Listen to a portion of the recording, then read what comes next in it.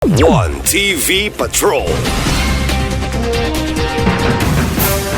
Balik sa mga balita sa One TV Patrol.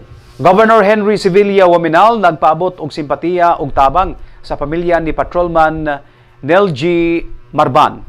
Isip pagpakita sa tiunay nga pagpakabana o suporta sa mga sakop sa kapulisan, personal nga gibisita ni 2nd District Board Member Amy Lahay-Lahay ang haya ni Patrolman Nelgy Marban kinsa sakop sa 2nd PMFC dito sa lungsod sa Malangas, Zamboanga, Sibugay.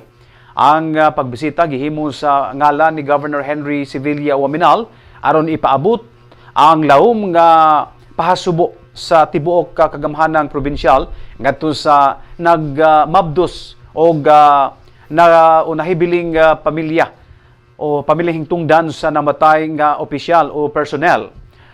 Duyog sa maong pagbisita, gitunol usab ni Board Member Lahay-Lahay ang hinabang pinansyal gikan sa personal nga pundo ni Governor Henry Waminal. Kini nagtumong nga makahatag og dinali ang suporta alang sa mga oglastuhanan og uban pang panginahanglanon sa pamilyang Marban ining panahona o nining panahon sa ilang dakong kaguol. Ang probinsya sa Misamis Occidental nakig-uban kaninyo sa iyang kasakit.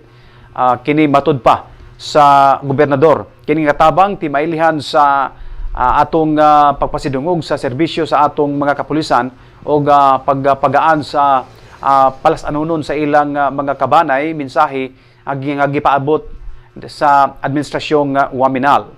Ang tibuok probinsya nagpadayon sa pag-ampo alang sa malinawong kapahuluyanan ni Patrolman Marban o alang sa kalig-on sa kinasingkasing sa iyang mga nahibiling banay. One TV Patrol.